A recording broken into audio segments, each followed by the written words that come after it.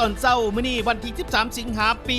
2025นี่ทางองค์การแนวเราสั่งศาสตร์เมือง2คอนแขวงสวรรณเขตไม่ได้จัดพิธีประดับกฐาเฉลิมฉลองวันสั่งตั้งแนวเราสั่งศาสตร์ครบรอบ75ปีขึ้นอยู่ที่สโมสรก่อเมือง2คอนแขวงสวรรณเขตโดยได้รับเกียรติเข้าร่วมจากท่านลิทองบุญธรรมลีเลขาคณะบริหารงานพรรคเมือง2คอนพร้อมด้วยห้องเลขาพรรคเมืองคณะประจำพรรคเมืองกรรมการพรรคเมืองคณะพรรคคณะหอการคณะกลุ่มบ้านคณะบ้านและคณะกรรมการแนวเราสั่งศาสตร์แต่ละขั้นตลอดทอดพนักงานและตะก้อนแต่ละหอการองค์ขางเมืองและพิเศษมีทั้งพนักงานปฏิบัติอาวุโสบำนาญอดีตคณะพรรคคณะนำของเมือง2คอนได้เข้าร่วมโดยในพิธีครั้งนี้ก็ไม่ได้มีการหับชมและหับฟังประวัติบุญเชื่อของวัดสั่งตั้งแนวเราสั่งศาสตร์และผลงานของแนวเราสั่งศาสตร์ตลอดระยะ75ปีได้หับชมและหับฟังการกล่าวสุนทรพจน์จากสหายทองรุ่นศิษย์สุริตเลขาธิการใหญ่แห่งสาธารณรัฐประชาธิปไตยประชาชนลาวต่อพิธีโฮมชุมนุมเฉลิมฉลองวันสั่งตั้งแนวเราสั่งศาสตร์ครบรอบ75ปีคือวันที่13สิงหาคมปี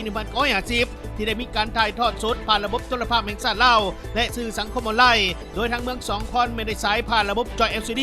เพื่อให้ผู้เข้าร่วมได้รับชมทั่วถึงกันซึ่งในตลอดระยะที่ผ่านมาทางองค์การแนวเราสั่งศาสตร์ก็ไม่ได้เอาใจใส่ปฏิบัติบทบาทเป็นคันทุ่งเต่าห่มความสามัคคีประชาชนบรรดาเผ่าสั้นคนศาสนาทุกเพศทุกวัยให้มีความสามัคคีเป็นพื้นแผ่นประกอบส่วนในการจะตั้งปฏิบัติแนวทางแผนนโยบายของพรรคระเบียบกฎหมายของรัฐและแผนพัฒนาเศรษฐกิจสังคมปลุกระดมประชาชนบรรดาเผ่าปกป้องรักษาและเสริมขยายเหตุของประเพณีอันดีงามของแต่ละเผ่าเต่าห่มความสามัคคีบรรดาศาสนาตามแนวทางนโยบายของพรรคกฎหมายรัฐธรรมนูญและนิติกรรมต่างๆที่เกี่ยวข้องเสริมขยายบทบาทของพนักงานบำนาญอดีตการนำผู้ชุมนุมวุฒิสั้นคนและโอกาสจะตั้งสังคมต่างๆเพื่อเป็นกำลังแห่งเป็นหลักแหล่งแกนสารในการเต่าห่มความสามัคคีพร้อมทั้งสุขนู่ขบวนการแข่งขันหักศาสตร์และพัฒนาแก้ไขความทุกข์ยากให้น้ำมือดับดีขึ้นโดยในพิธีครั้งนี้ก็ได้มีการมอบรางวัลให้กับบรรดานักกีฬาจากบรรดากรมกองของการที่ได้ชนะในการแข่งขันกีฬาเบตตังเพื่อสร้างกระบวนการขับหน้าหับต้อนใจวันสำคัญต่างๆของศาสตร์ของภาค